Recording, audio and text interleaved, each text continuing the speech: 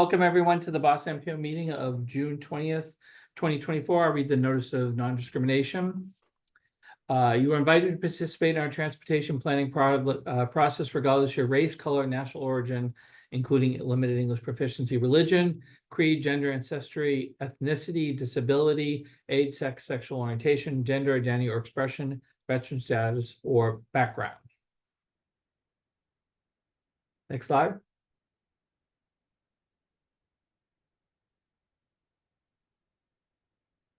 Now I'll read the accessibility statement. This meeting is accessible to people with disabilities. Zoom products are compliant with exceptions with the following standards: Web Content Accessibility Guidelines 2.1, Level AA standards, and revised Section 508 standards. If you require any additional accommodations in order to participate fully in this meeting, or if you have any technical difficulties, please contact Abby Gertrembus. Did I get that right, Abby? All right. MPO staff at ACUTRUMBES@ctps.org or 857-702-3682 or via the chat box. Next slide. Just as we all know, the guidelines that remain the same. All participants will join the meeting with muted microphones. Please rename yourself to include your first name, last name, and affiliation. After roll call, board members may mute and unmute themselves. Always remain muted unless actively speaking. And to participate in the discussion, please select the raise hand function. Find this by clicking either on the participants button at the bottom of the screen, and a window will pop up with the raise hand button at the bottom, or the reactions button in the toolbar, and then I will call on you, call on participants. If you're on the phone, you can use *9 to raise your hand. Next slide. All right, we are now to agenda 1, introductions. David, you're doing the roll, correct? Yes, good morning. I will start with MassDOT Seat 1. Steve Wolfle, representing Secretary and CEO of MassDOT. Monica Tippett's not here. MassDOT Seat 2. Good morning. John Bouchard, representing Highway Administrator Jonathan Gulliver, present. MassDOT Highway Division. Ron Romano, MassDOT Highway Division here. MBTA. Good morning, Sandy Johnston, representing General Manager Phil Ang and the MBTA. Massport. Good morning, Sarah Lee, representing Massport. Morning. MAPC. Do we have a representative from MAPC? Next. Thank you. Next, MBTA Advisory Board.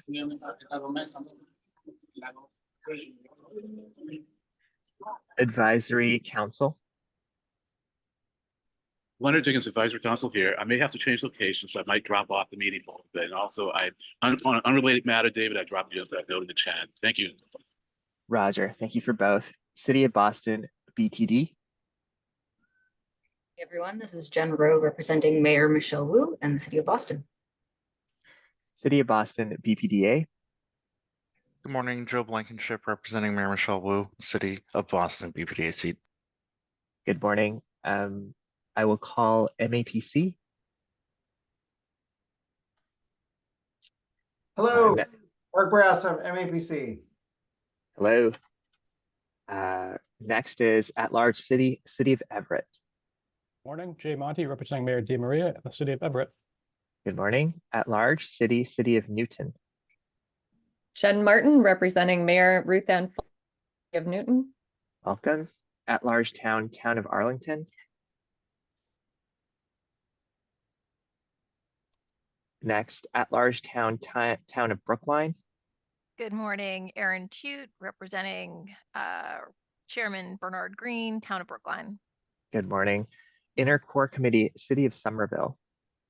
Good morning, Tom Bent, City of Somerville, representing Mayor Ballantyne and the Inner Core. Good morning. Minuteman Advisory Group on Interlocal Coordination, Town of Acton.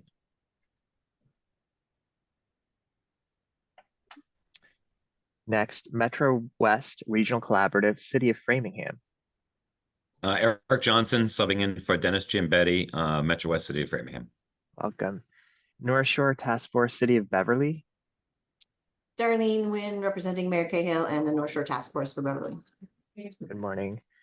North Suburban Planning Council, Town of Burlington. Next, South Shore Coalition, Town of Hull. Chris Diorio representing Hull Select Board Chair Erwin Nessoff for South Shore Coalition. Roger, good morning. Southwest Advisory Planning Committee, Town of Rentham.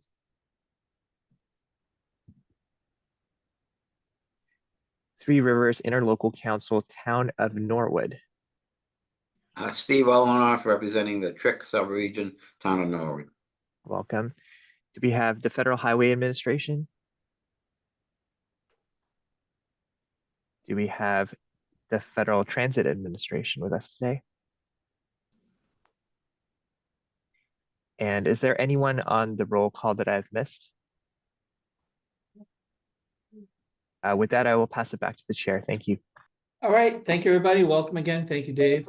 We'll now move to agenda item 2, which is the chair's report. I do not believe I have one, so I will now go to agenda item 3, executive director's report, and Tegan, please take it away. Thanks, Steve. Thanks, Mr. Chair. Welcome, everybody. For my report today, I'm going to start with some highlighting some staff who will be starting in July, and then also some new positions that have been posted. And then I'll provide a few updates on grants and funding initiatives. And as last time, I'll pause there for discussion if you have any questions or want to discuss them. And then I'll end with giving you an overview of today's agenda and remind us of our next meeting, since July will be a slightly different month. So next slide, please. And we'll start with some staffing updates. So these are staff who we expect to be starting in July. The first on this list I had announced earlier, I believe at the last meeting, but who has a revised starting date later in the month. Priyanka Chapekar will be starting on July 31st as the Congestion Management Program Manager on the MPO Planning and Policy team. And then we have 2 employees starting in less than 2 weeks on July 1st. And those will be Adriana Jacobson, who will be our new Assistant Transportation Planner in the Capital Programming area, reporting on the MPO Activities team. And then we will also have a new accountant position filled. Ronan Buggle will join the Finance and Operations team as well on July 1st. And then next slide, please. And we have 2 new positions posted. We continue to recruit for other posted positions, but just to highlight, well, not 2 new, but sorry, 3 new. 2 are sort of grouped together. These new positions.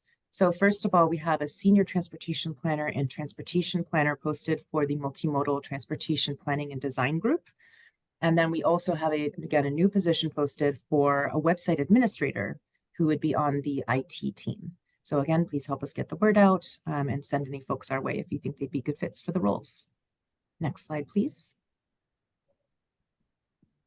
So here I have a number of grants and funding updates, and I'll give these updates and then pause if there are questions and discussion that you'd like to have. So first, I'd like to give you an update on our work on the Regional Vision Zero Action Plan. I have this right now in this group because it is a result of a Safe Streets and Roads for All federal discretionary grant. We'll probably break this out in the future to be its own separate update. But for now, I wanted to just give you a quick update on where things stand. So earlier this month, after already kicking off the work internally and kicking off the task force, earlier this month, we also kicked off the work with a consultants team led by Cambridge Systematics, and they will be also relying on support of VHB and Regina Villa Associates. So our focus this coming summer will be largely on developing the safety analysis that's part of the plan, as well as developing and furthering the stakeholder and public engagement strategy. So to review this work, to talk about and review this work, we'll be holding the second Vision Zero Task Force meeting in late July or early August. The next bullet on this list, I had mentioned this grant opportunity last time, but the deadline has been extended. So this is an upcoming application we plan to submit for the Active Transportation Infrastructure Investment Program, or ATIP. The deadline was extended to July 17th, which is great. Would have been submitted by now otherwise. And we are planning to pursue the aforementioned $500,000 planning grant that we would like to use to advance a regional bicycle and pedestrian plan. In addition, we're coordinating with several other MPOs and MAPC, the other MPOs being OCPC, that's Old Colony, and SERPED and Cape Cod Commission, on a joint application to plan and design inter-regional bicycle and pedestrian connections. So in this collaboration, we would focus our particular work with MEPC and OCPC on connecting shared use paths, greenways, and other high comfort facilities and infrastructure to the south of the Boston region. The next bullet on this list has to do with a grant that I talked about before, but the Boston MPO has officially been awarded a Mobility, Access, and Transportation Insecurity Grant, or a MATI grant, which is managed by the University of Minnesota Center for Transportation Studies, and it's funded by the FTA. And the purpose of this grant is to help identify and address contributing factors leading to transportation insecurity. So we first introduced this back in April and talked about our proposal to design a pilot, using these funds to design a pilot, partnering with an EV car share company to use affordable community EV car sharing as a way to enhance access to multimodal transportation systems that are transit-centric for transport insecure residents. So for this grant, we partnered with MAPC, with Good to Go, which is an EV car share company, and with municipalities and advocates to understand what the unmet mobility needs of affordable housing residents in Revere, Chelsea, and Everett are, and how this pilot could address those needs. So by designing the pilot, it can then be considered for the second phase of MATI grant funding, which would be to implement the pilot. This particular award is for $150,000, with the CTPS Boston Region MPO portion of it being $65,000. If we do formally accept the award, we'll need to complete the work in 12 months, and we'll also need to come back to you to make sure that we amend it into the UPWP at a future date. And just to highlight, this grant actually had no match requirement. And then lastly, the fourth item on this list, speaking of the UPWP, today we'll be proposing to add in, to include in the federal fiscal year 2025 UPWP, the one that we're asking you to consider and approve today, a recent proposal of using deobligated or unused prior year planning funds, or PL funds. So following guidelines released by Mass DOT, and because we have a balance of federal planning funds that had been appropriated but unused in recent years, we submitted a proposal to reobligate some of that funding to support a few strategic initiatives in the coming federal fiscal year.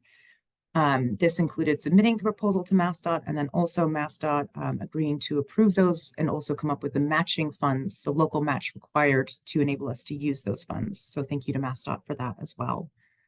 Shirleka will be introducing these in a little bit more detail later in her presentation. So I know that was a lot in this category, so I just want to pause there before finishing out, just in case there are any questions, comments, or anything else that anyone has.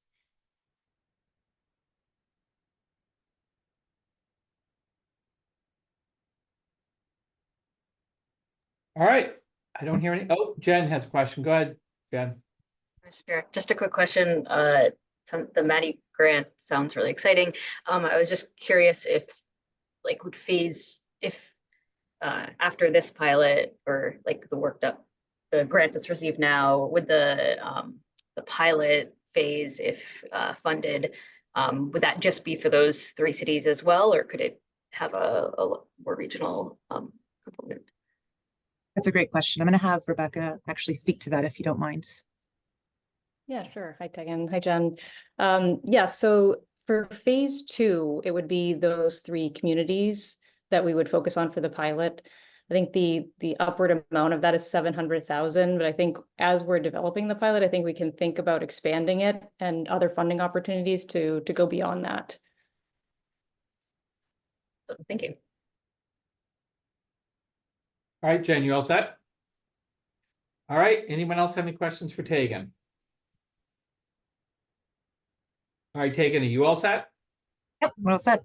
All right, thank you. Thanks, Tegan. All right, we'll move on to agenda item. Oh, wait, 4. sorry. Oh, I wait. still have to close out. All right, Sorry about that. I'm all set That's on what that I topic. meant. That's what I meant, Tegan. I apologize. I misunderstood. Thank you. And we'll continue to come back with these updates. Again, this is a really exciting kind of growing area of work for the MPO staff in particular. But if we go, yep, we're on the next slide. So just to highlight what's going on today and today's agenda, just to kind of orient people before we start, we will have a work scope being presented. This work scope's being funded by MassDOT directed PL funds, and it's looking at the impact of bus priority lanes on emergency services. So we're working closely with the MBTA on that effort, and Steve and Andrews will be presenting to you on that scope of work. I also already mentioned that Sri Lanka Murthy will be presenting on the federal fiscal year 25 UPWP. We'll be asking you to endorse essentially this annual work plan of what the agency will be doing with federal planning and the federal planning funds in the coming year. We will have two TIP amendments for the current federal fiscal year 24 to 28 TIP. Amendment 8 will be a vote to endorse, and Amendment 10 will be a vote to release for public comment. And just so you don't get disoriented, you won't have Ethan here today to present to you because he's out, but you will have Dave Hong, who's the manager of the team, presenting to you on these amendments. Then we have another important, but probably hopefully brief action item around our agency's state fiscal year proposed operating budget for the coming federal state fiscal year 2025. So that's our operating budget, and Brian Kane, as the chair of the Administration and Finance Committee, will be presenting on that, supported by our Director of Finance and Operations, Haral Gandhi. And then lastly, our own John Romano will be giving a presentation about the upcoming Sumner Tunnel closing. Next slide.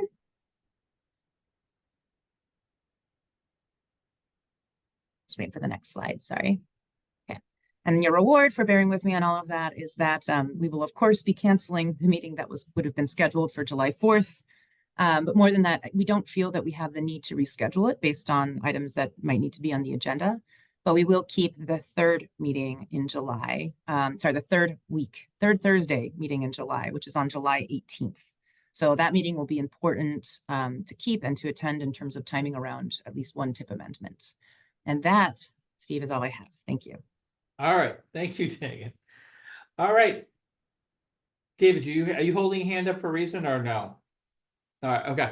All right, we're on to agenda item 4, public comments. Are there any members of the public who would like to address the MPO today? I don't see anybody. So let's move on to agenda item 5, committee chairs report. Are there any chairs that would like to to give us an update report right now? I know we'll be talking to Brian later in the agenda. Is there any other chairs that need to have a update?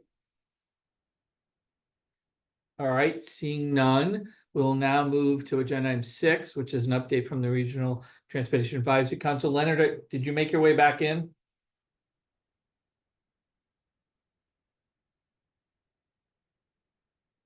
David, do you see Leonard or not? Oh, thank you for asking. He said I will need to do the RTEC report later in the meeting. Okay, He's changing all right. locations. All right, so we'll come back to that. We'll move now to agenda item 7, which is an action item.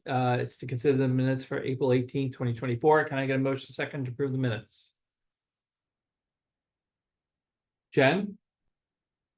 I will motion to approve them. I did request one revision under the sustainability and decarbonization in freight and logistics agenda item that I shared with staff, basically just clarifying information about Boston Delivers, which is the e-cargo bike delivery pilot serving businesses in Alston and led by my fantastic colleague, Harper Mills. While I'll bask in reflected glory of the Boston Streets cabinet all day, I want to make sure Harper gets the credit she deserves. And I also will put a link in the chat to a presentation she gave recently with our federal partners on it's like a talking freight series on electrification and freight.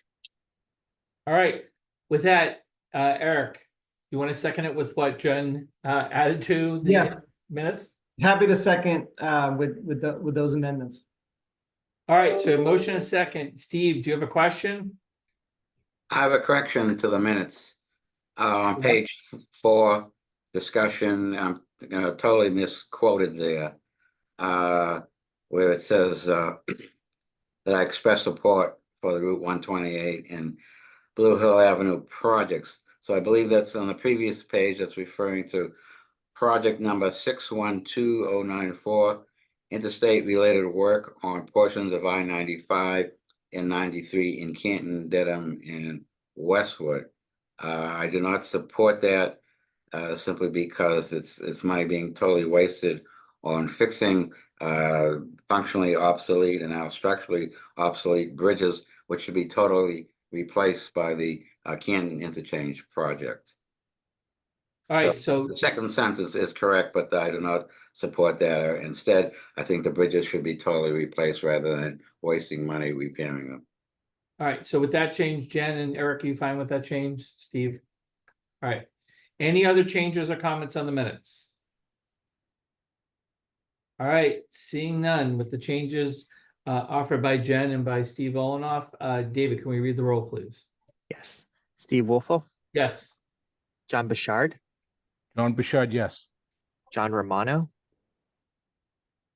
John Romano, yes. Sandy Johnston, Sandy Johnston, yes. Sarah Lee, Sarah Lee, yes. Eric Barassa, Eric Barassa, yes. Len Diggins, Jen Rowe, Jen Rowe, yes. Joe Blankenship, Joe Blankenship, yes. Jay Monty, Jay Monty, yes. Jen Martin, Jen Martin, yes. Aaron Shute, Aaron Shute, yes. Tom Bent, Tom Bent, yes. Eric Johnson, Eric Johnson, abstain. abstain. Darlene Nguyen, Darlene Nguyen, yes. Chris Diorio, Chris Diorio, yes. Steve Olenoff. Steve Olenoff, yes. Anyone that I have not called on the roll? Back to you, Mr. Chair.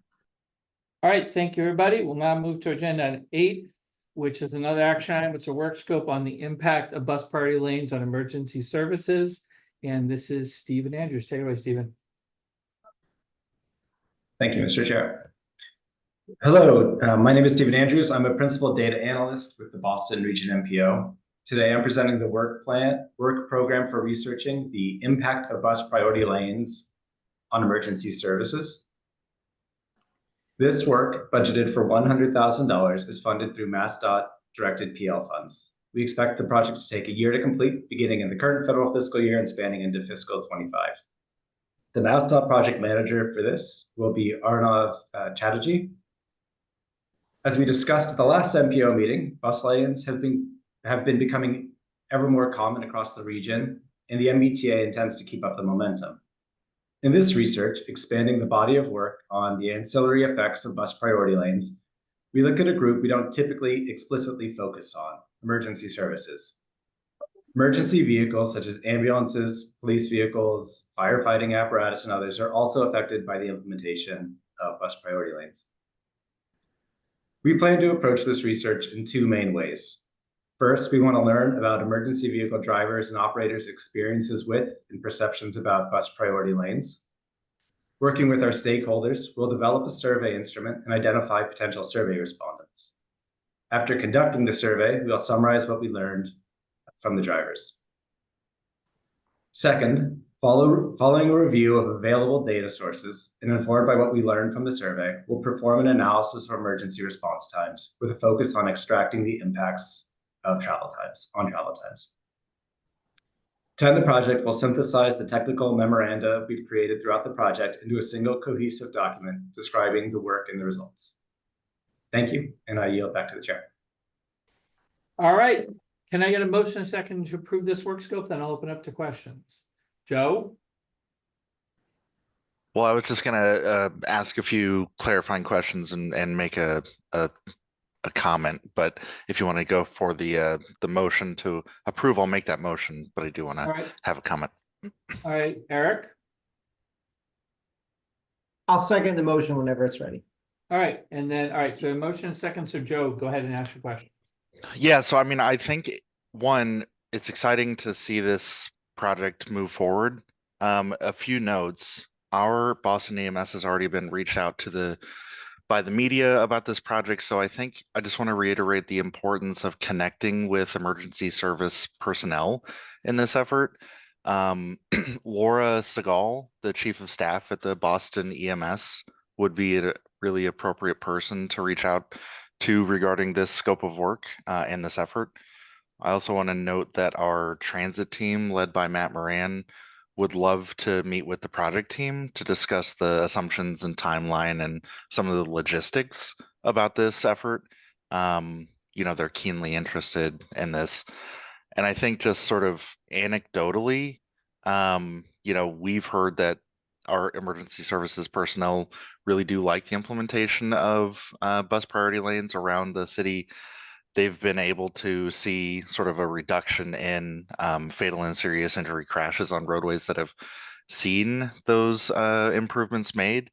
For example, Sumner Street, the bus priority pilot that's in place in the Seaport in South Boston right now, instances of extreme speeding, sort of over 40 miles an hour, have been reduced by 73%. So there's a safety component that's really already tangible in the implementation of transit priority lanes. So I think just connecting with our transit team and connecting with Boston EMS would be a really good thing to do for this study. So Joe, speaking on behalf of OTB, that absolutely, we'll make sure that happens. All right, Erin. Thank you. Good morning. This is, I think, really going to be an interesting study. I just wanted to note that today there was a joint press release with the MBTA and Town of Brookline announcing a bus priority lane through Gateway East. And we have a fire station right in the middle of this very busy intersection. And so certainly one of the components that we talked about in working with the chief and other emergency services was that this would be a benefit to them in terms of access in and out of the fire station. So it's, I think, going to be maybe a useful area to look at. This is going to be a pilot for a year, but glad to share any information that we glean from this. All right, thank you, Erin. Sandy, you got something? Yeah, thank you, Mr. Chair. I just wanted to give a little bit of additional framing on this scope, which was something that MBTA had submitted to MassDOT for consideration as part of the SPR solicitation last summer. We're very happy to see it going forward under the aegis of the CTPS work and with the MassDOT directed PL funds. Definitely, Justin Antos is going to be the primary contact for this from the MBTA side. Definitely looking forward to working with OTP and others to facilitate all of the great dialogue that's already been mentioned here as we develop the scope. And I think Alex Hallowell, who's our Director of Transit Priority, had a few additional words to say, if that's all right, Mr. Chair. Sure, Alex, go ahead.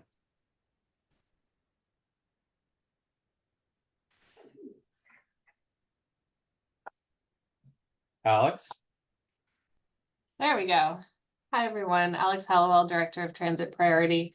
I wanted to just clarify, I know there was some questions that about sort of how we plan to reach out to EMS and why that hadn't happened yet. When we were originally working on this, going out to bid for a separate firm to do the analysis, we were anticipating working on scoping the specific corridors that would be included in the final analysis with the firm that it was awarded to. And so we didn't want to reach out, preemptively to any individual EMS services in advance of understanding exactly what geographies we would be analyzing. But the plan is very much for this work to proceed, hand in hand with EMS services to make sure that the questions and experiences that they have about this infrastructure are reflected in the analysis. So I just wanted to clarify that for this group. We very much do expect this to be collaborative. All right, thank you. Leonard, do you have a question on this? Yeah, well, thank you, Mr. Chair. So this is more of a request or a comment, because actually in the previous comment, it just really dawned on me that we're talking EMS as opposed to first responder. But I was wondering if that might be incorporated into the methodology, and also maybe an explanation as to what the expectations were, especially with respect to first responders when we were considering doing the implementation of this, because I'd like to think that there had been some input being from first responders of the impact that the bus lanes could have on their response time. That's it. Thank you. So I think, Leonard, what we talked, basically as Sandy said, the MBTA had this issue they wanted to have looked at, and we were working on a scope, and the decision was made to have CTPS do the work. So we're very much in the early stages, Leonard. So as we get into it, we'll definitely do the outreach as both Alex and I talked about. So we'll definitely be getting that feedback earlier on in the process. Yeah, thank you. It's an exciting study. I mean, sorry I didn't get to make the motion for it. All right. So, but No problem, Leonard. All right, any other questions? All right, Dave, could you read the roll, please? Yes. The roll, Steve Wolfel, Yes. John Bouchard, John Bouchard, yes. John Romano, John Romano, yes. Sandy Johnston, Sandy Johnston, yes. Sarah Lee, Sarah Lee, yes. Eric Barassa, Eric Barassi, yes. Len Diggins, yes. Jen Rowe, Zambaro, yes. Joe Blankenship, Joe Blankenship, yes. Jay Monty, Jay Monte, yes. Jen Martin, Jen Martin, yes. Aaron Shute, Aaron Shute, yes. Tom Bent, Tom Bent, yes. Eric Johnson, Eric Johnson, yes. Darlene Nguyen, Witten. Hi, Darlene Wynn, yes. thank you, Chris Diorio, Chris Diorio, yes. and Steve Olenoff. Steve Olenoff, yes. This motion carries. Back to you, Mr. Chair. All right, thank you, everybody. Thank you, Stephen. We're now going to move back to agenda item 6, Regional Transportation Advisory Council report. Since Leonard is here, Leonard, take it away. Yeah, thank you, Mr. Chair. So sorry about the background sound. So we had a meeting and was it last week? I think so. Anyways, it was a very good meeting. We did have a review of the North Suffolk Freight Organization Study, and all I can say is maybe check the video because we had an extensive conversation about the study, and it was just revealing insights and that went beyond what was presented at our board meeting here. And we also had discussion about the engagement education program plans, which is going to be, I think, tentatively called the community lab, community planning lab. Hang on a second, maybe I can get that out of the. Oh, I lost it in the chat, but I had to disconnect. But anyways, it's going to be the MPO's attempt to engage the community in a long-term education process in the hopes of helping more people become aware of how transportation planning works, and hopefully get some members for the advisory council. So that's it. And our next meeting is going to be on the 10th of July, and we're going to have extended conversation about the presentation on the before and after study that was presented to the board, I think, at the last meeting. So once again, everyone's invited to participate in the meetings, and what's nice about when we cover the studies that were presented here, we have more time to delve into them. So that's it, Mr. Chair. All right, anyone have any questions for Leonard? All right, seeing none, thanks, Leonard. Sure. We'll now move to agenda item 9, which is an action item. It's consideration of endorsement of federal fiscal year 2025 Unified Planning Work Program. Sheila, can you take it away? Okay, thank you, Mr. Chair, and good morning, all. I have a short presentation where I will discuss some of the comments that we have received during the public comment period, as well as some edits and additions made to the document by staff, and conclude by requesting your endorsement of the federal fiscal year 2025 UPW. Next slide, please. And one more. We received 5 comments in total, 2 from members of the public, 1 from the Regional Transportation Advisory Council, 1 from the MBTA Rider Oversight Committee, and 1 from the 495 Metro West Partnership. Comments from members of the public were generally supportive of the work outlined in the UPWP and offered some suggestions for staff to consider. There was general support for the roadway pricing discrete study and for the breadth of work the MPO is planning to undertake in the next fiscal year. Comments encouraged the study of bike and EV charging infrastructure and highlighted the planned work in performance-based planning and programming. Next slide, please. Letters additionally expressed, go back one. Thanks. Letters additionally expressed support for increasing the evaluation of transportation projects and policies, and for the development of the Community Leadership Institute, an initiative spearheaded by our communications and engagement team. There were also general comments on the state of MBTA stations and one comment disagreeing broadly on the final slate of discrete studies chosen this year. Staff responded to all comments, the details of which can be found in Appendix B of the UPWP. Thank you to all those who commented and shared your thoughts, whether supportive or constructive. These comments will help inform the decisions we make and the conversations we have at the MPO. Next slide, please. During the public comment period, staff often make minor changes to the document itself. These are often copy edits, changes in syntax, or adding more descriptive information and language to a given item. We additionally updated the tables that are present throughout the document with more accurate contract and funding information. Next slide, please. So as you might have heard earlier, staff made a further addition to the work described in the direct support category, which is found in Chapter 5.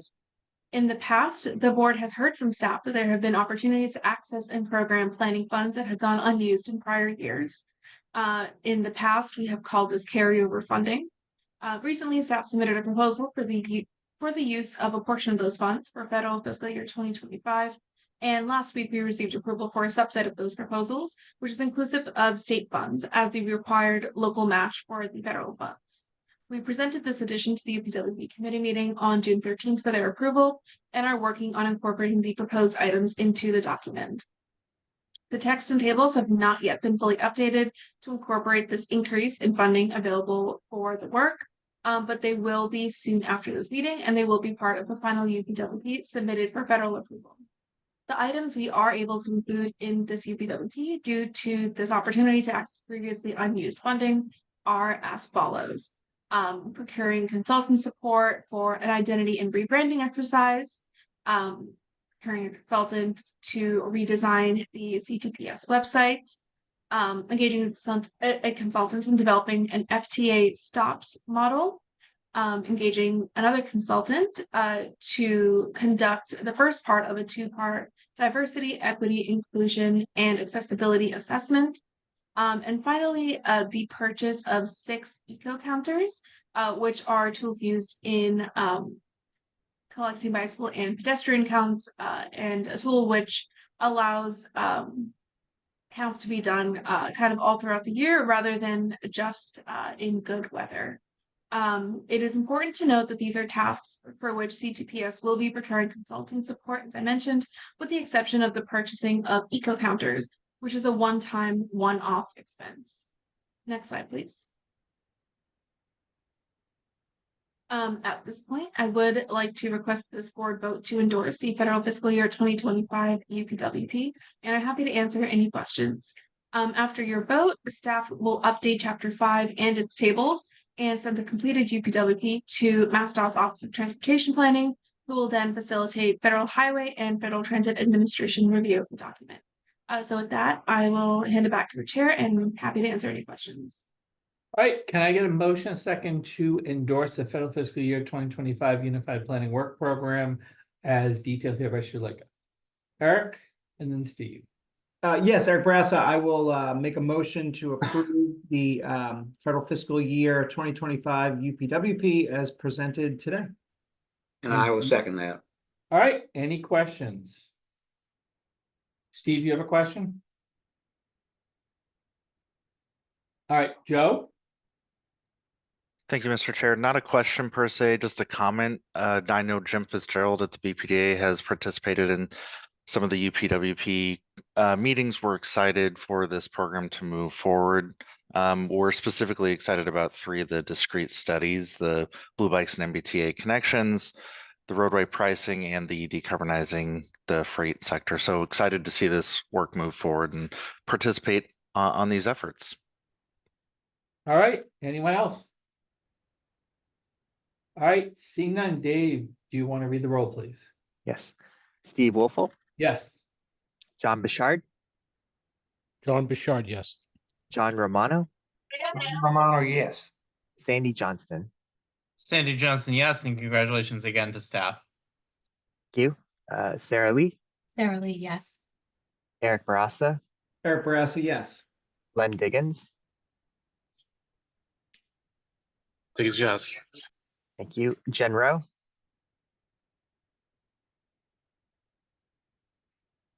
Calling on Jen Rowe. Joe Blankenship, Joe Blankenship, yes. Jay Monty, Jay Monty, yes. Jen Martin, Jen Martin, yes. Aaron Shute, Aaron Shute, yes. Tom Bent, Tom Bent, yes, and I'd like to thank the staff for all their work on this. Eric Johnson, Eric Johnson, yes. Darlene Wind, Darlene Wynn, yes. Chris Diorio, Chris Diorio, yes. Steve Olenoff, Steve Olenoff, yes. and circling back to Jen Rowe. Thank you. Jen Rowe, yes. Thank you. And with that, the motion to endorse carries, and back to you, Mr. Chair. All right, thank you. Thanks for Shuleka. Let's move on to the next agenda item, which is agenda item 10. It's another action item. It's tip amendment number 8, federal fiscal years 2024 to 2028 tip. I know, Dave, you are pinch hitting for Ethan, so take it away. Yes, Ethan is on much deserved time off. My name is David Hong, manager of MPO activities. I would present amendment 8. Go to the next slide, please. And then the next. Amendment 8 proposes changes to FY24 statewide highway program and FY24 TIP transit program for the Cape Ann Transportation Authority's projects to include a cost increase for the West Roxbury Parkway over MBTA bridge replacement in Boston, a cost increase for a bridge preservation contract on 10 structures carrying Interstate 93 in Medford, and CADA projects that include purchases of miscellaneous capital equipment and funding adjustments for 2 replica trolleys. Next. To summarize, public comment, that period began May 20th and concluded on June 10th. Staff received no public comments during this period. Next. Staff then requests that the board votes to endorse Amendment 8 following the completion of this 21-day public comment period. And with that, I will happy to take questions and yield back to the chair. Thank you. All right, thank you, Dave. Can I get a motion second to endorse tip amendment 8?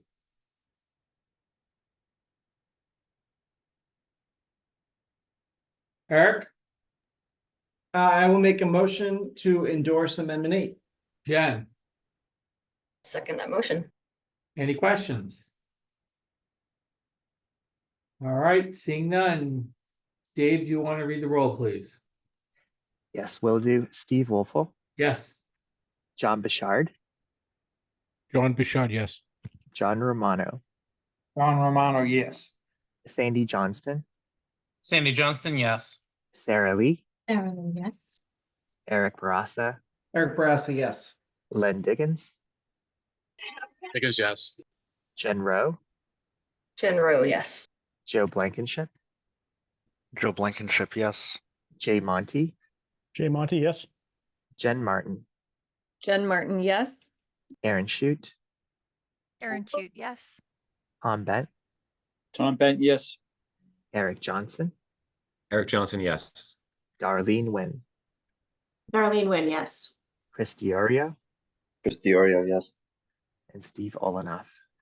Steve Olenoff, yes. Motion carries, Mr. Chair. All right, thank you, everyone. Thank you, Dave. We'll now move to agenda item 11. That's federal fiscal year 2024 to 2028 tip amendment number 10. Dave, this is you again. Yes. Amendment 10 presenting. Next, please. Next. Amendment 10 then proposes changes to FY24 earmark discretionary statewide highway and transit programs. Changes include programming of a federal discretionary grant and congressionally directed spending for projects in Cambridge and Lynn, cost increases for 2 roadway projects in Cohasset, Situate, and Somerville, programming of state fiscal year 24 community transit grant vehicle awards, and a reallocation of RTA capital funding for MWRTA projects. Next. In addition, on our MPO website, we have a supplementary resource posted It is the MassDOT Fully Accessible Vehicle Guide, which outlines the vehicle types that I will be reading through today.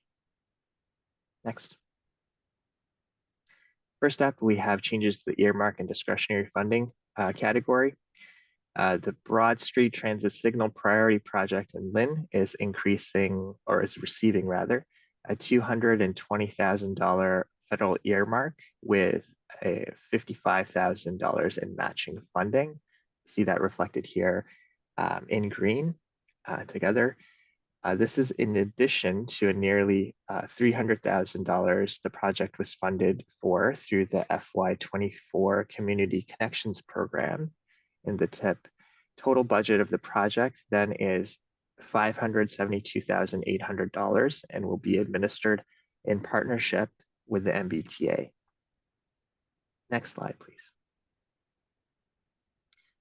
In Cambridge, Danahy Park shared use path connection over the MBTA Fitchburg line has received nearly a $3 million grant through the Reconnecting Communities and Neighborhoods program for design work. This project has originally applied for FY25 to 29 TIP for design funding. To note, this is design funding only, and construction funding would be applied to a separate line item, potentially in a later TIP if they were to apply. Next slide, we have state highway program changes. And then if we move on to the next. This project, Cohasset Situate Corridor Improvement on Justice Cushing Highway, is currently in the regional target program. Cost increases being funded through the state highway program for $4.33 million to a new budget of $19.8 million. The main drivers of the cost increases or the cost increase are additional disposal needs for soils outside the project area and new retention walls for water quality and wetland permits. Next slide, please. Next, we have Somerville signal and intersection improvement on I-93 at Mystic Avenue and McGrath Highway. Cost increase for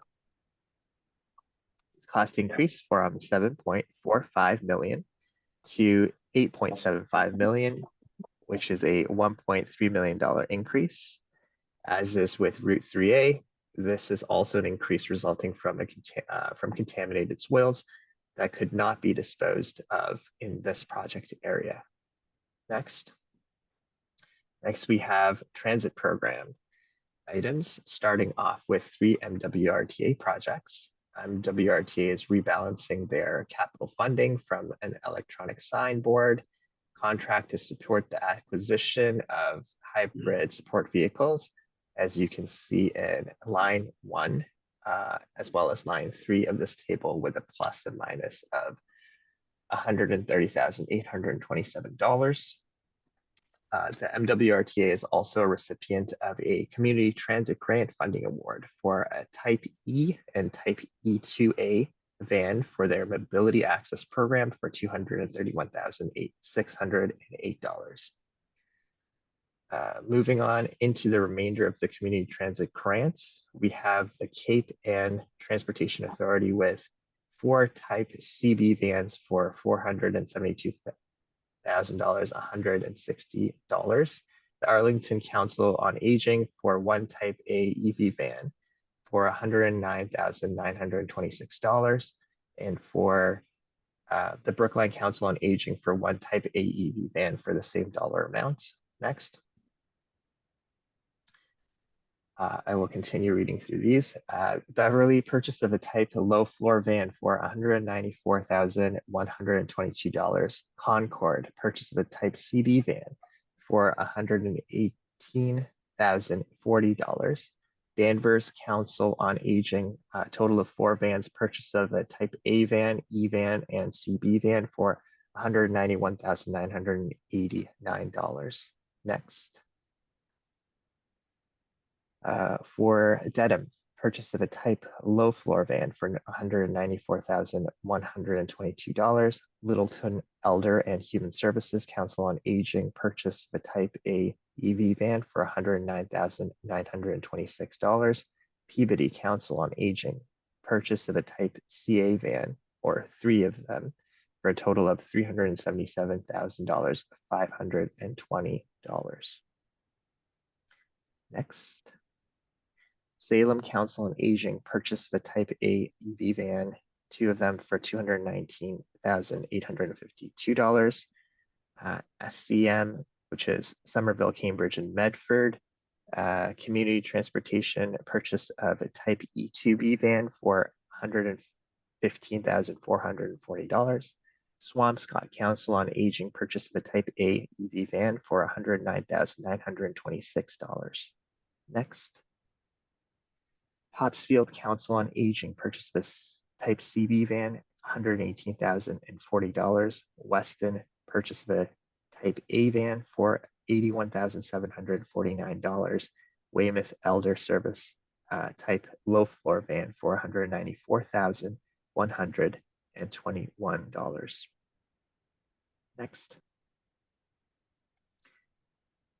The requested action today, staff requests that the board votes to release Amendment 10 for a 21 public comment period, which would commence the following Monday on June 24th and conclude on July 15th. With that request, I will pass it back to the chair. Happy to answer. All right, can I get a motion second to release this up for a public comment? Eric, I will make a motion to send tip amendment 10 out for public comment. Leonard. I will second that, and then I have a question or two. Thank you. All right, Leonard, go ahead with questions. Thank you. So David, would you please back up to the slide, for the Cohasset project, please? And then maybe while you're doing that, so with respect to the Cambridge project, the pedestrian bridge, you mentioned that's for design. So as I recall, we programmed some design money, for that project in the current tip. I mean, so then is that same money, or is this different? To my understanding, this is going through the grant portion, and I just wonder if we have more money. That's all. It's a minor detail, so it's just more of a curiosity than anything else. It's not like the money's going to go anywhere. Either we have a little more headroom, or we don't. Okay. So the question is essentially if it's already programmed within the tip and it's receiving additional funding. Is that correct? Or maybe we don't have to program that in the tip because this is taking care of that money. Because I think the tip was for design also, right? That's correct. So I can All right. definitely get back to you on that. Okay, all right. Steve, I think let's do Leonard's Cohasset question, and then I'm going to call on Derek Schuster in our office here to answer on the Cambridge one. So why don't we go and deal with Cohasset one next? Sure. So then on the cost increase on this one, I'm just trying to get a handle on these significant cost increases. So it says like it was after the resubmission of 100% redesign. So we had a 100% design, and then we submitted, and then it had this increase of $4 million. Okay, it's for disposal and water quality protection. Okay, all right. I didn't see that in what was sent earlier. So, okay, just try to get a handle on what's causing these increases. Because when we initially developed a program whereby we reassess or re-examine projects that have significant increase in cost, it had been determined that the biggest increases were happening, from the point where it was had been selected by the PSAC, and then had to go on to 25% design. And we decided that if we looked at if we got programs to 75% design that would be pretty stable. And now we're seeing in a situation where it's 100% design and then, we have another big increase. So just trying to get a handle on when we can expect these big increases to have a better sense of what we can expect as the impact being on our tip. That's all. Thank you. John? Yes, thank you. Len, excellent question. And I wish I had great news that says we're 100% on track with all of our estimating. For the Cohasset Situate project, we were going through permitting with DEP. DEP changed or is modifying some of the environmental stormwater requirements, and it dictated some change in design and to lessen impacts to wetland resource areas that DEP had identified. Areas of concern, we ended up installing some new retaining walls to minimize impact to those resource areas, and that wasn't envisioned at the earlier phases of the design, and it was based on that permitting. I know you didn't ask specifically about Somerville, but what we have experienced on several of our projects, Somerville being one, is that we no longer have the ability to dispose of hazardous material or sensitive materials within the project limits, and they have to be taken off site, which is causing an increase in our project costs as a result. And it's kind of been a rework. In the past, we've handled that in construction as an extra work order, and it kind of screws up some of our numbers and our metrics on measurement. So it was pushed from construction into design to have a finer eye on the potential for materials that are going to need to be taken off-site and disposed outside of state, and that's caused some increase in several of our projects as a result. Obviously, in the last couple of years, we've had some inflationary cost increases, and those costs are normalizing, but some of them are still spiking in a few areas. But I echo your comment. When we get to 100% design, we shouldn't be encountering significant changes in costs. These are on the state side. The MassDOT is funding these, and we want to bring them to the MPO for their attention and knowledge, so we can put it out through public comment and review and make sure everyone knows what we're doing and it's transparent and we're not trying to hide anything. Totally. No, I really appreciate it. I understand this is on the state side. I'm really just asking more so for information to help me get a sense of how stable things are, because if I were going to predict whether any project was going to go up in cost now, I'd go, yes, it's going to go up in cost. And then if you ask me about how much, I say, oh, well, anywhere from like 25 to 150%. We're really trying to hone in on that stuff, Len, and and we do milestone checks on all of our projects and just trying to stay ahead of it. The one in Cohasset Situate, as I said, was some changes in permitting by DEP that indicated, we needed to add some retaining walls to minimize impact, which, were not envisioned in the prior submission schedule. And then the hazmat materials, because of kind of a change in methodology, and we've issued some engineering directives on that. So we are expecting some additional spikes on some projects statewide for disposing of hazardous materials outside of state. Thank you. Yeah, appreciate it. All right, and now to Derek Schuster on the part of the Cambridge project. Derek, still on? Yeah, I'm here. Leonard, do you mind just clarifying your question one more time on the Cambridge project? No problem. Thanks. And maybe that just didn't say it clearly at first. So by understanding with the current tip that we just approved was that we had funded a design project for this pedestrian bridge and so I'm seeing it here funded, so I'm wondering, is that the same funding, or is it now that someone else has funded this so we don't need to fund it in the current tip? Now, I could be wrong in that we didn't fund it, but I remember having a discussion about that,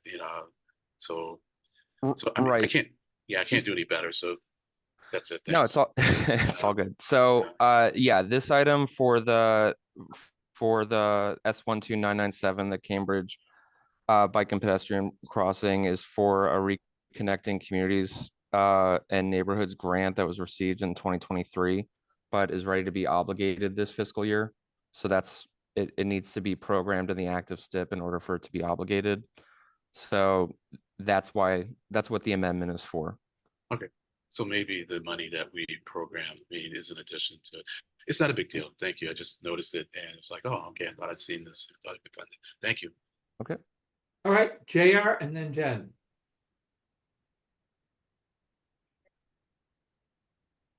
Thank you. I appreciate the opportunity. Would it be possible, Mr. Bouchard, to get those engineering directives regarding the hazardous contamination? And if you happen to know off the top of your head what the triggers were for that, in other words, I'm just trying to mitigate any risk in the Hingham project. Well, some of those directives have not yet been issued. They're in process, and others were issued, I want to say last year, and they are on our website, JR. Okay. But we're looking, again, it's a little bit of a change in philosophy where we always, if we encounter hazardous materials, urban fill is now considered hazardous in a lot of projects. Whereas we are able to use that fill within the project limits as long as it's encapsulated. We've been handling that a lot through extra work orders in construction. And that causes a spike on the back end of the project. So we're trying to be a little bit more prudent in our assessment during design. And we're erring on the side of caution with some increased costs for disposing of this material outside of the project limits. And it's a double cost whammy, because number one, we have to get it out of state.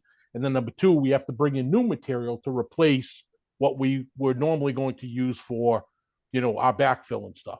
So it is a double. There are engineering directives out on our website for that stuff, and we're re-looking at some other options. Again, just to put a finer eye on it, and we're just doing the best we can to try and estimate those things with limited knowledge. We're taking test pits and we're testing and the material, and then when we start digging and it's a little deeper, a little wider, and we started getting overruns. So we've been trying to put an eye on it. But there are directives on our website for that, and we're continuing to refine those and working with our design consultants. Okay, thank you. I'll look that up. Yep. All right, Jen. Yes, thank you, Mr. Chair. I put what I was going to say in the chat, but basically my understanding is that we actually opted not to fund the Cambridge Bridge crossing project because we had advance heads up that they were getting this grant. Someone can correct me if that's mistaken. Dave, does that coincide with what you know?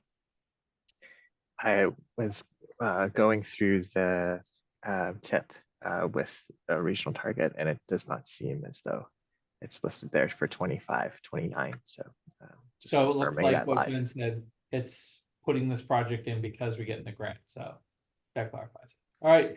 Anyone else have any questions?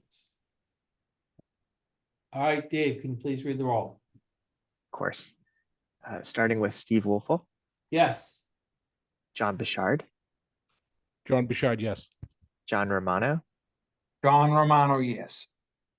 Sandy Johnston, Sandy Johnston, yes. Sarah Lee, Sarah Lee, yes. Eric Barassa, Eric Barassa, yes. Brian Kane. Apologies for being late. Yes. Thank you. Len Diggins, Diggins, yes. Jen Rowe, Jen Rowe, yes. Joe Blankenship, Joe Blankenship, yes. Jen Martin, Jen Martin, yes. Aaron Shute, Aaron Jude, yes.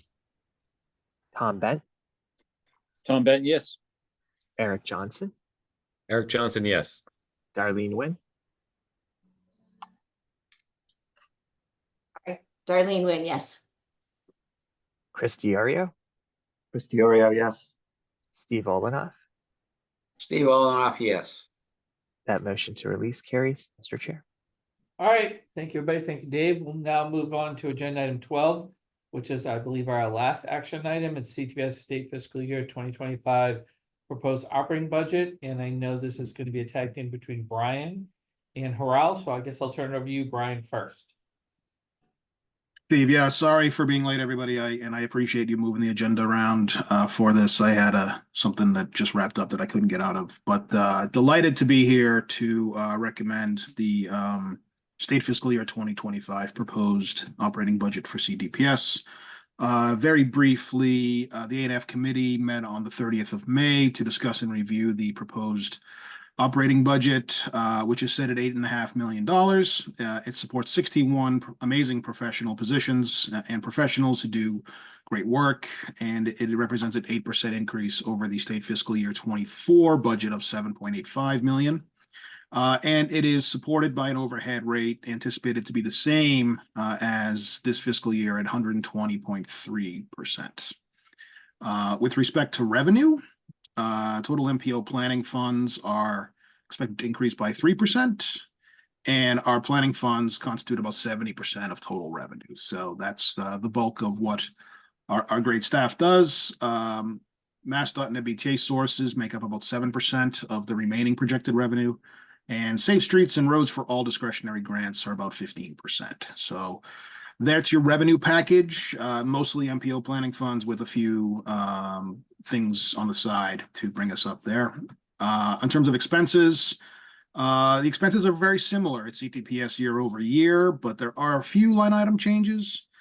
There is an assumed increase in office space costs due to the potential relocation or the signing of a new lease at 10 Park Plaza, and the committee had a pretty long discussion with staff about this. So I think folks are aware that staff at 10 Park Plaza, facilities at 10 Park Plaza are in flux. People are moving around quite a bit in the building. CTPS has been without a lease for a while, and we in the A&F committee have sort of been pushing them to get a lease, and that's been challenging given lots of things, but they are moving in that direction. They are also looking at alternative space, but no decisions have been made, nor will they be made anytime soon. But for our budget purposes, we thought it was prudent to budget for an increase in rent, if for no other reason that generally when you sign a new lease, rents go up. There's also funds available to hire a compensation consulting firm to revise CTPS's compensation plan, which was initially developed in 2021, and it's due for review in 25. So this is, again, something that Tegan has brought in under her leadership, sort of having things much more codified, much more developed, having a compensation plan that is sort of less reliant on kind of on unknown factors and more kind of written down, having a plan, and it helps for budgeting and it helps everybody sort of know where they stand, and I think it's a great thing. And the fact that we put in a requirement for a review in 25 is great, so we've budgeted money for that. And then there were some shifts in line items, and you know, we talked about those in advance. There is some detailed questions, and the A&F committee was more or less happy with the shifts here and there. And then there was some de-obligated funds from previous budgets that were recently amended that we wanted to just note real quick. And the budget was reviewed and discussed prior to the approval of the de-obligated funds, which folks are aware of, and the operating budget that we see will need to be amended with additional funds. That's getting worked on right now. The additional funds are all direct pass-through funds. They won't have an impact on projected overhead rate. So these are things like earmarks and stuff that just sort of flows through. We've dealt with these before. And staff will present the budget amendment to the next quarterly meeting of the A&F committee, and we'll discuss that in great detail to make sure that we're happy with it. Overall, this is a pretty much as standard operating procedure, state fiscal year 25 budget. No real major surprises, which is good. We don't like surprises. So the A&F committee unanimously recommends that the full board approve the budget. And I just want to take a quick minute to thank Tegan, Gina, and especially Haral for their patience in dealing with me and my crazy schedule and getting this together. I would ask if Tegan or Haral or Gina wanted to say anything before there are questions or even take any questions, if that's all right with you, Steve. Sure. Anyone have any questions for Haral, Tegan, or Gina? Would you guys want to add anything? Not seeing Brian, I think we're good. Brian, do you want to make the motion to approve? I would be delighted to move to approve the CTPS State Fiscal Year 2025 operating budget as presented, Mr. Chair. All right, is there a second? Eric? Eric Brassa will second that. All right, any questions? Jen? All right. Any questions? All right, seeing that, Dave, please read the roll. Happy to. If you could just give me a moment, please. My computer froze, but I will start with Steve Wolfel. Yes. And I will be a little bit delayed, but I believe the next is John Bouchard. John Bouchard, yes. John Romano. John Romano, yes. Pardon me here.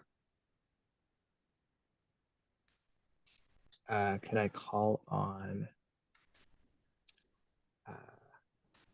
Sandy Johnston? Sandy Johnston, yes. Sarah Lee? Sarah Lee, yes. Eric Barassa? Eric Brassa, yes. Brian Kane? Kane, yes.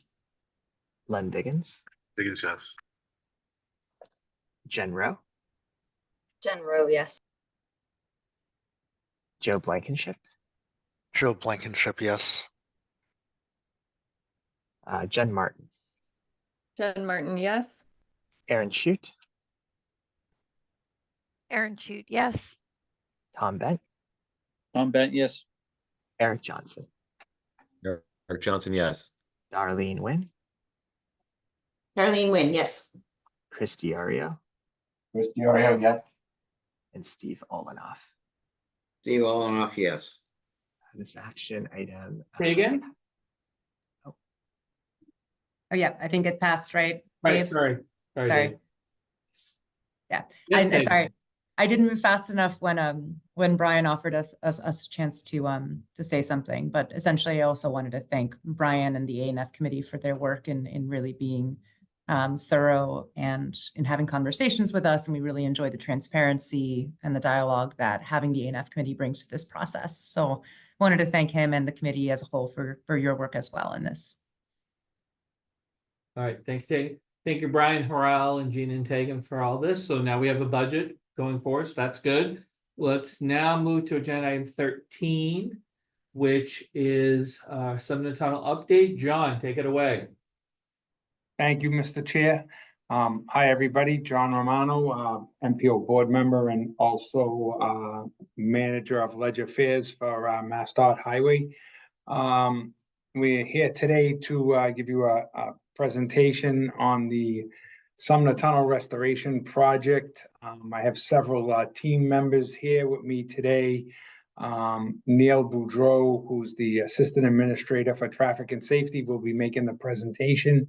One thing I just wanted to note, there are a couple of slides here that have a little bit of old information when we had to provide the slide deck at the end of last week. There's been a slight change. This upcoming weekend, we do not need to close the tunnel for the weekend. Enough work has been advanced and completed by JF White, and so we're able to keep the tunnel open this coming weekend. So I just wanted to highlight that before I turn it over to Neil. So with that, I will turn it over to Neil Boudreau. He'll go through the presentation and then we'll be happy to answer any questions. So Neil. Thank you. I was muted, so I couldn't. Next slide, please. All right. So, sorry, just a window popped up about being muted. So quickly today, our agenda for is just a general welcome, which John just provided. We'll give you a project overview, a little bit about the construction schedule, which is particularly interesting considering all the changes that have happened going into this summer. how we're gonna manage the impacts, some details on public outreach, and then we'll open it up for Q&A. So next slide, please.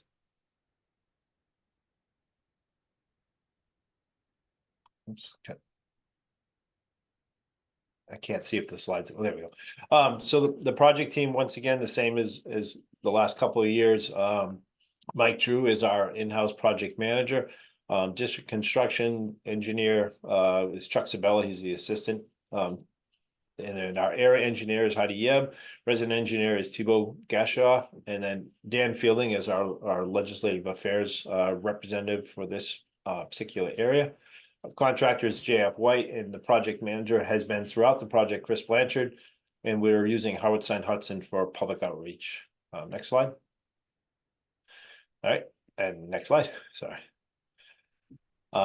So again, JF White is the lead contractor. This is a design build contract. The project costs 136, a little over 136 million. There's some ancillary expenses due to the duration of this project. Bid date was way back in June of 2021. We are on track for all the major work to be completed by September 1st of this year, with an overall end of the contract by December of this year. Next slide. This is an updated schematic of the tunnel. Obviously, the tunnel continues to be a tube. However, some of the work that we had thought that we were going to be doing this particular summer and the duration that would take has changed. So last summer we concentrated on the stuff above the driving surface, the walls, as well as the ceiling. All that work has been completed. The intention for this summer was to do that deck work, and last year we were telling everybody that it was going to be a complete replacement of the deck and the riding surface. However, the contractor did some preliminary work, and we only have to do minor repairs in certain areas of the actual structural components of the deck. And then we'll complete that and then do a new wearing surface, nice smooth driving surface. Also, they'll be doing some utility conduit runs and whatnot, which are underneath in the plenum, and doing some work within the mid-range or mid-river pump stations. Next slide. So far to date, as I just mentioned, last year we removed and replaced the tunnel ceiling, all the overhead precast arches. The walls were repaired with all new fireproofing panels to protect the inside of the tunnel. A lot of electrical work above the system, CCTV, the fire system, all new lighting systems. That was all completed last year. Next slide. And one more, thank you. So this is a look at the updated schedule. And I have another slide, which I'll cover in a minute, but so we've shortened the duration again for this summer. We were telling folks last year that we were going to be at a 2-month closure, which was anticipated again from July 5th to August 31st. We've shortened that to only July 5th to August 5th. And then there'll be some weekend closures after that point to kind of do all the closeout work. Next slide. So here's a look at 2024 in particular, and that March weekend that we closed. So that was the only early season closure, and that was when the contractor was able to finally get the determination of the magnitude of work that needed to be done, which was a positive result for us in terms of not having to do the full-blown replacement of the deck and just do the repair work at certain locations. So thus there hasn't been as many weekend closures, and John just mentioned that the June 21st this coming weekend was supposed to be a closure. Contractor gave us the good news after a recap on Monday from this previous weekend's work that they didn't have to, so that was a really good benefit for the customers. And again, after August 5th, there'll be some weekend closures, but the contractor hopes that they'll make great progress during the full closure, that the number of those weekend closures will be minimized as well. Next slide. So again, I kind of covered this, but we're going to rehabilitate the tunnel deck and roadway service, those new utility conduits and cables, which run underneath the surface, and then the mid-river pumps. Next slide. And one more, please. So the message that we're trying to make sure that the public understands and that we don't get complacent is that there's still going to be impacts. Last year, we didn't have a good handle. We did modeling and all these projections of what we thought might happen. Yes, it wasn't great. It was definitely a little more difficult to get in and out of the city, but people figured things out. But we don't want to get complacent in the fact that we're encouraging people to get back in their vehicles and travel in if they don't need to. Next slide. So to that extent, we have taken the same approach as we did running into last year. This year, we obviously have more certainty on what to expect, but we set up the working groups where the principals of the different agencies and stakeholders you meet to discuss any larger scale issues, but then we have the 4 working groups. I'm the co-chair of the public safety and traffic group. And other than a few minor updates, it's just been the same plan as last year. And I think, we've been moving forward. Transit issues and user mobility. Again, I think a lot of the situations that were questionable last year, how are we going to handle this? Were addressed. There was a lot of time and effort last year that it's been a much smoother process for them. And then communication outreach, we're trying to make sure we get the message out and working with the business communities to make sure that they're aware of what's going on and the impacts. Next slide. Something that we do as a regular basis, regardless of this project, is every single year we prepare a new updated construction sequencing with heat maps, looking at all of the major projects throughout the Commonwealth. This is just a glimpse of the Boston area and the metro area. But it's not just MassDOT. We communicate with the MBTA, with Massport, MWRA, large permit projects, as well as anything that the local cities and towns are doing, to get a handle on where those projects are and make sure that if things are overlapping, that we understand what the impacts are on both, so that we're not, for example, the MBTA is not taking a rapid transit line out of service and putting everybody on buses on a roadway that we're doing a bridge project and taking a lane out of service. So we need to work those things out. So that happens every year.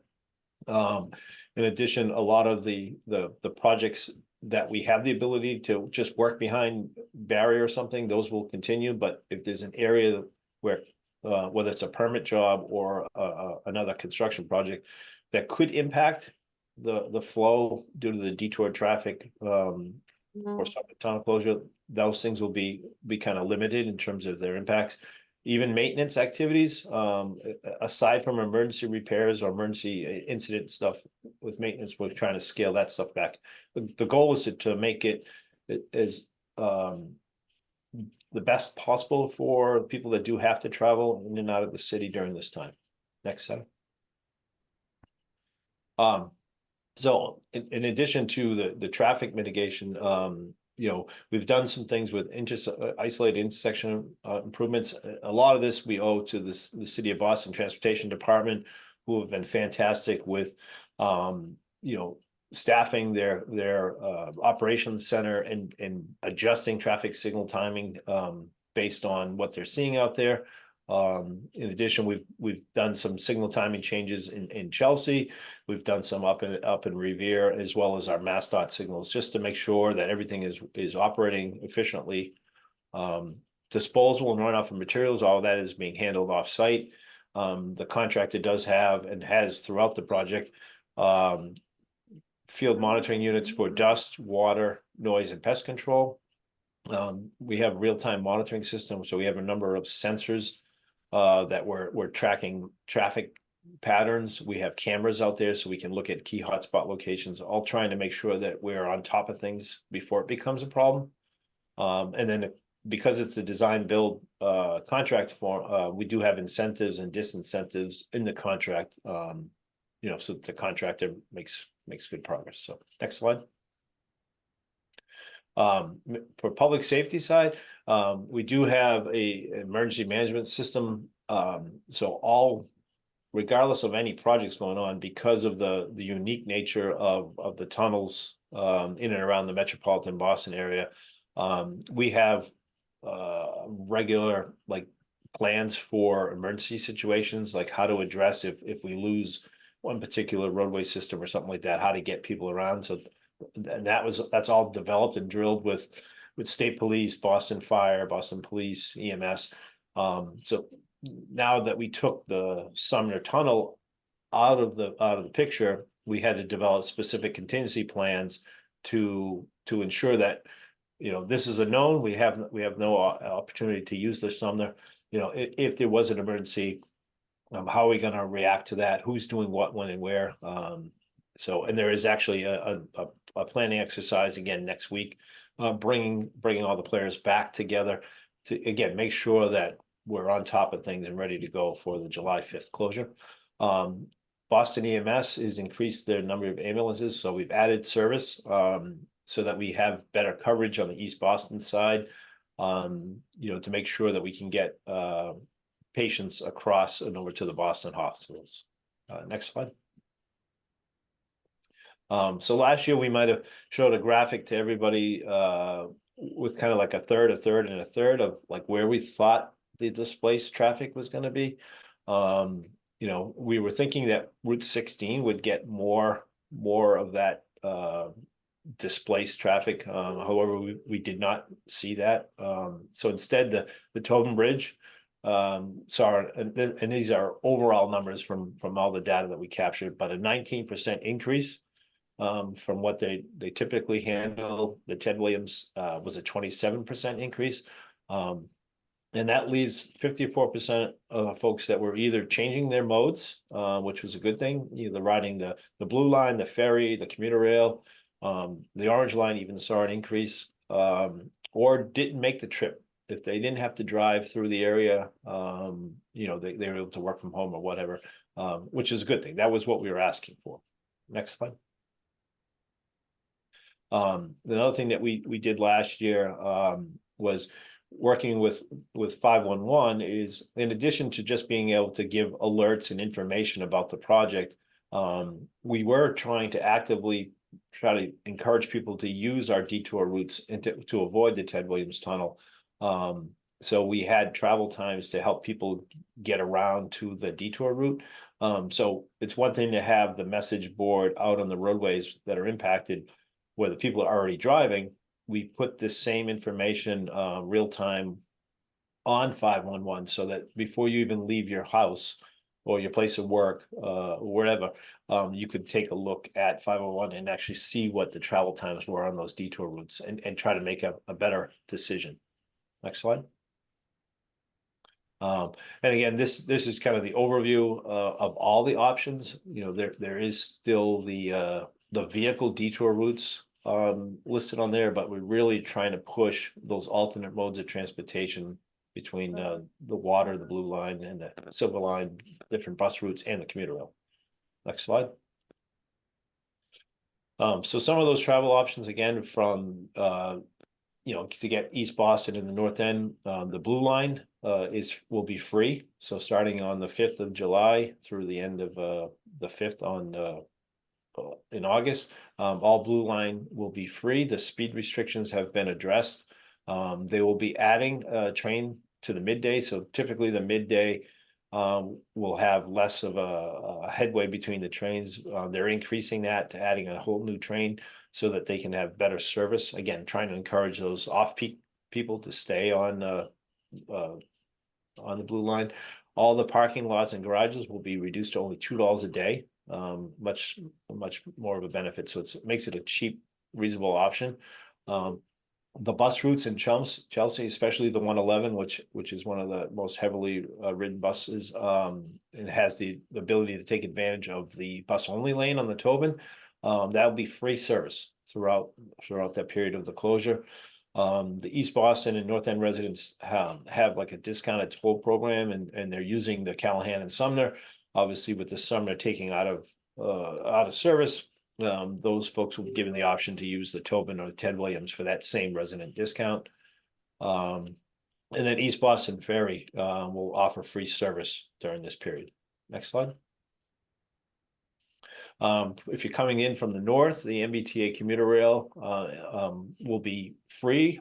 Well, not, excuse me, sorry. The parking will be free at most of the lots. However, there'll be a $2.40 fare. So for any of the stops on those lines, it's just the price of a typical subway ride or a bus ride. The parking is free in every lot except for Salem and Swampscott, which will be just $2 per day. Again, that's a big savings over what you traditionally would pay. So there's a lot of incentives for the public to ride the commuter rail during this period.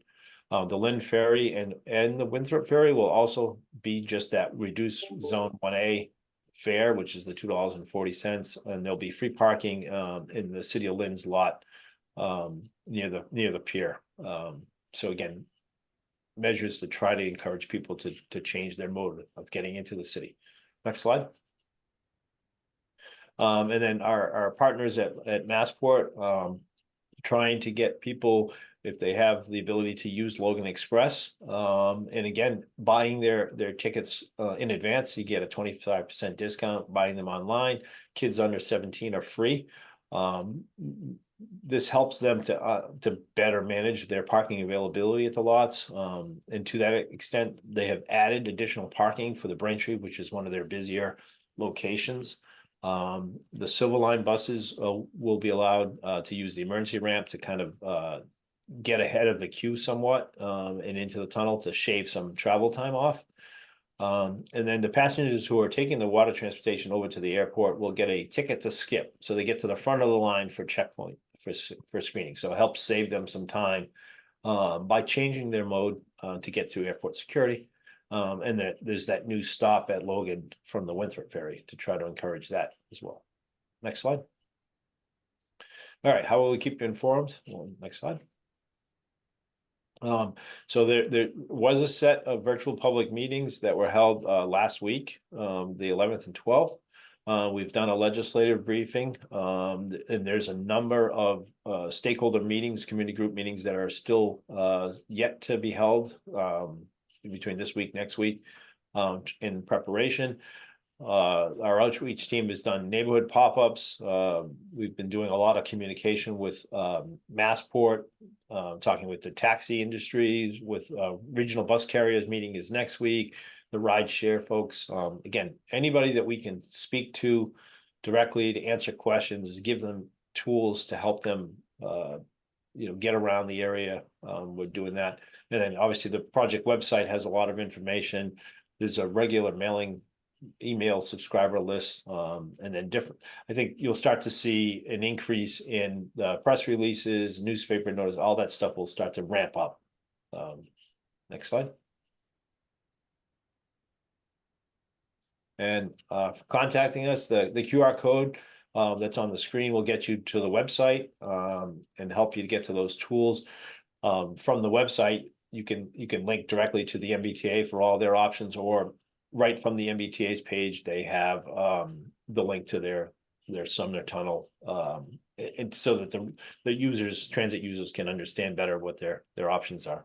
But John's our legislative affairs manager. Dan Fielding, as I mentioned, is the District 6 specific leg affairs cover person, and then is the link to the site. So I think that's the last slide. Now into questions. All right, anyone have any questions for Neil? Sarah, and then Leonard.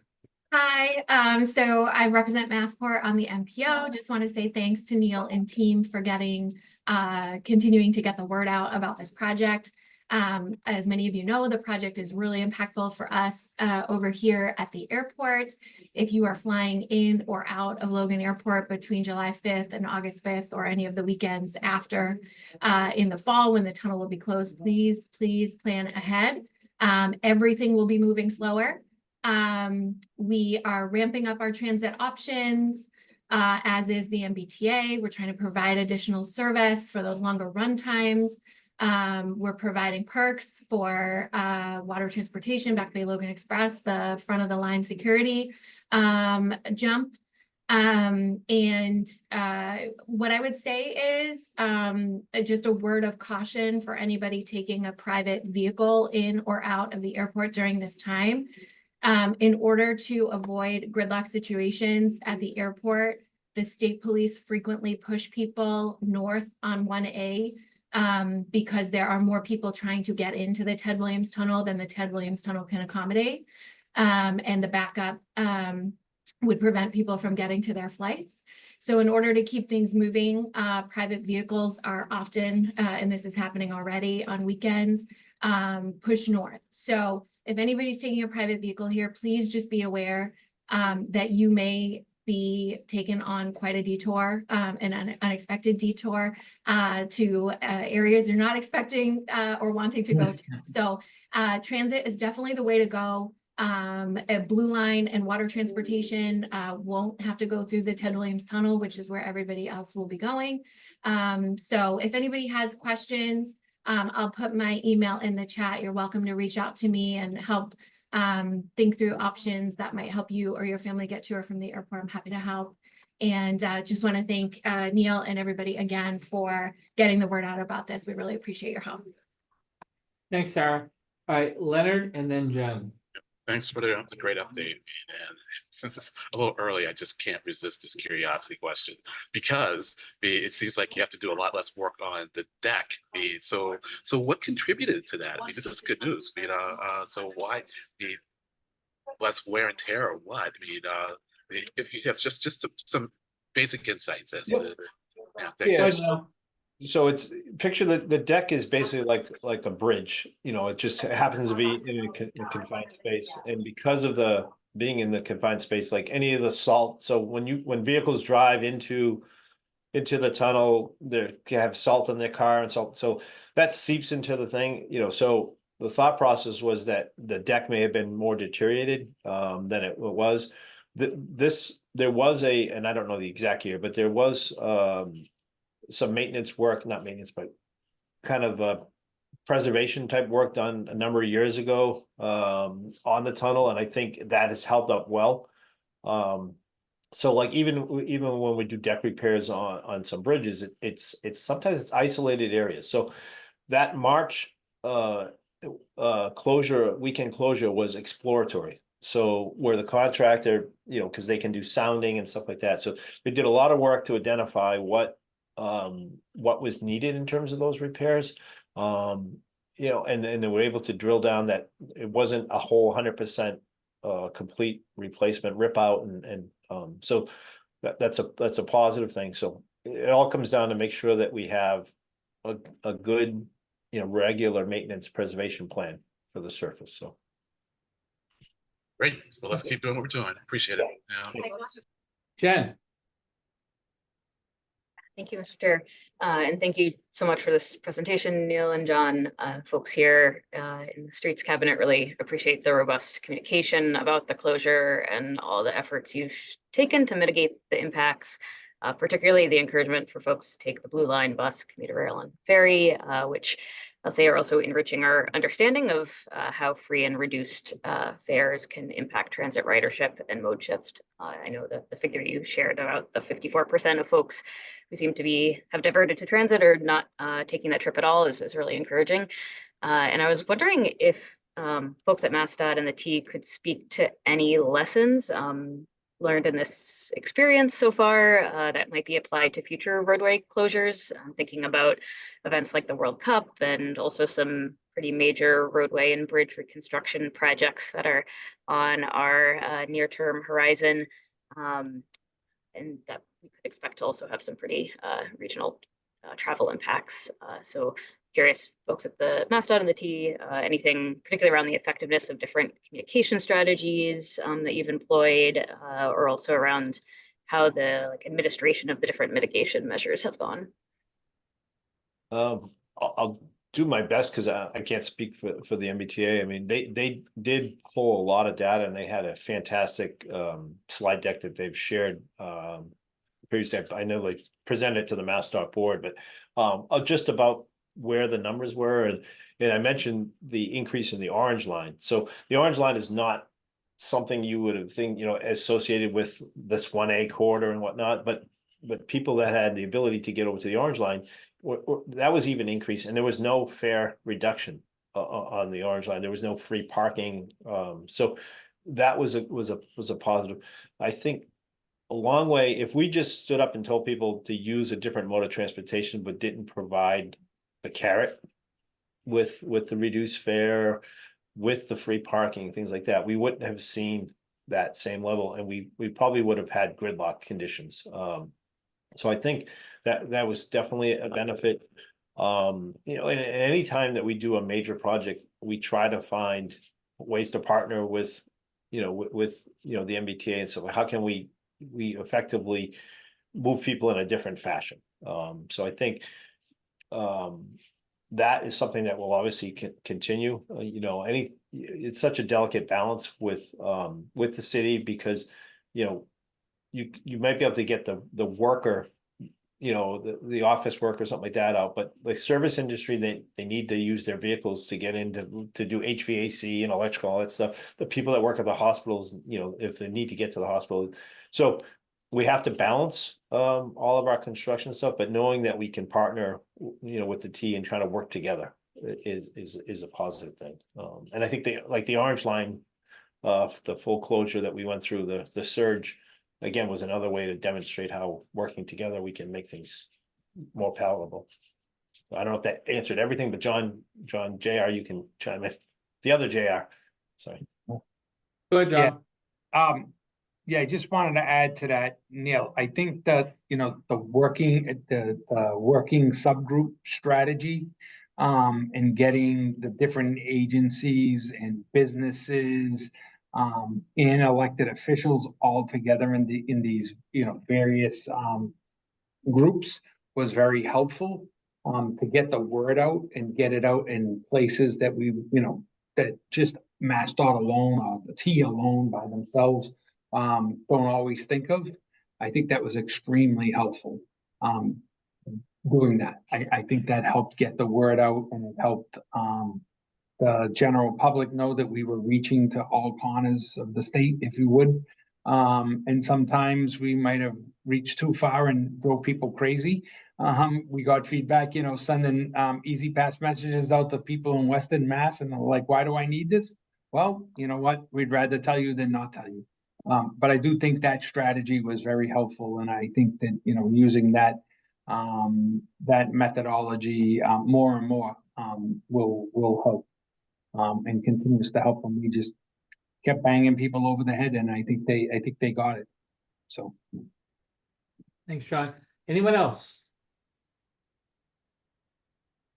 All right, seeing none. Thank you, John. Thank you, Neil, for this update. Let's move on to the last agenda item, which is member items. Agenda item 14. Tegan, others, does anyone have any member items? Yes, Brian. If you're willing to accept it, I'll make a motion to adjourn, Mr. Chairman. Sure, I'll take a motion to adjourn. Is there a second? I'll second that. All right, all in favor of adjourning, please say aye. Aye. Aye. Aye. Aye. Aye. All right, thank you, everybody. Try to stay cool and have a good 4th of July. We'll see you next month. Thank you. Aye.